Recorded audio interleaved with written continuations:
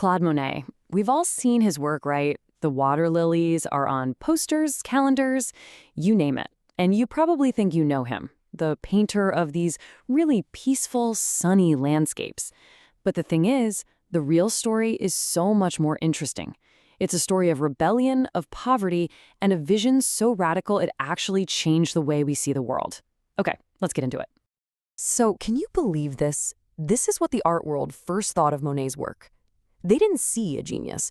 They didn't see a revolutionary. They saw messy, unfinished smudges. I mean, what a brutal welcome for an artist who is trying to show people something completely new. This one quote, it really just sums up the huge battle he was about to face. So that's the big question, right? How did this artist, who was basically laughed at, go from being a total outcast to becoming the father of a movement that would completely redefine art? Well, the answer is an absolutely fantastic story of sticking to your guns.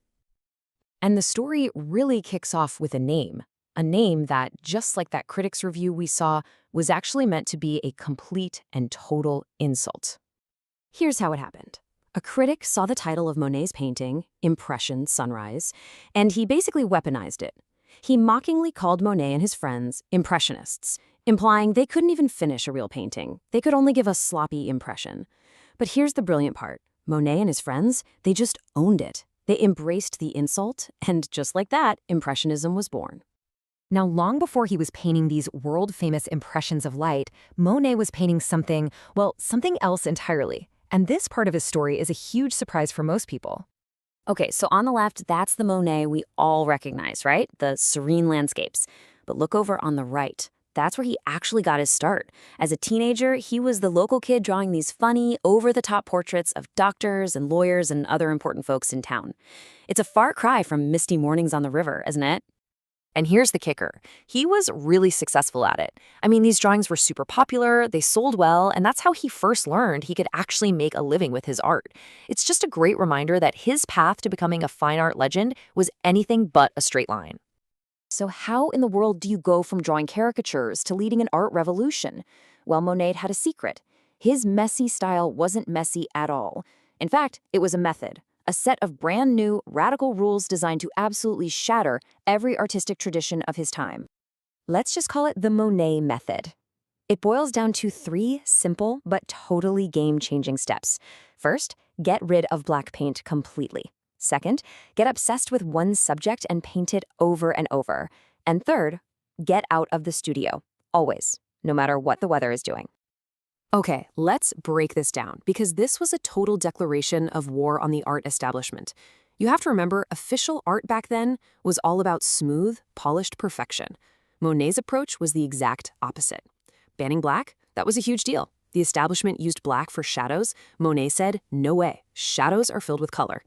Painting the same haystack dozens of times? They thought he was crazy. But he wasn't painting the haystack. He was painting the light hitting it. And working outside in the rain and snow meant capturing the real, messy feel of a moment, not some sterile studio version. But, being a revolutionary doesn't exactly pay the bills.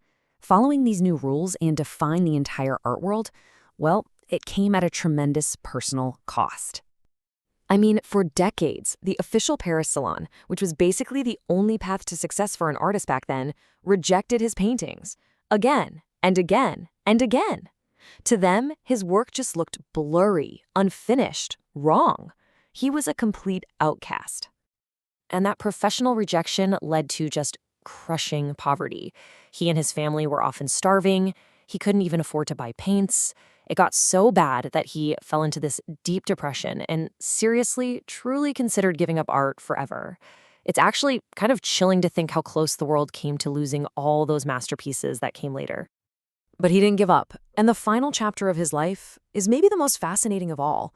It's where a personal struggle, a physical affliction, led to his absolute greatest artistic triumph.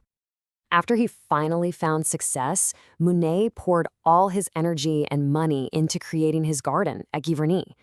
He designed every inch of it himself. The flowers, the famous water lily pond. He wasn't just doing it for beauty, he was literally building his own personal, living subject that he could paint for the rest of his life.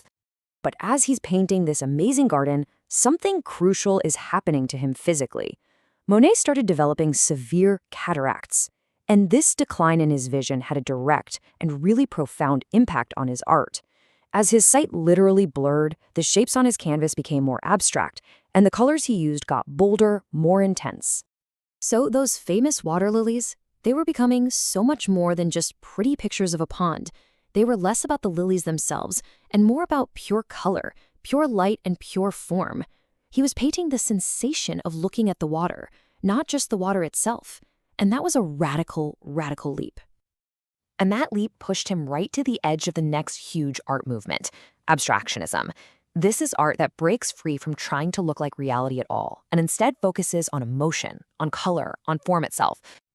So here it is, the incredible irony of it all. The very same blurry smudges that critics made fun of at the beginning of his career, now made even more intense by his failing eyesight, became the very thing that made him a prophet of modern art. His physical struggle to see the world clearly is what gave all of us a new way of seeing. And this really brings us to the question at the heart of Monet's entire life's work. Is an artist's personal feeling, their impression of a moment, more true than a perfect photographic copy? That radical idea is what changed everything, and it leaves us with one final thought. What's more important, the world as it is, or the world as we feel it?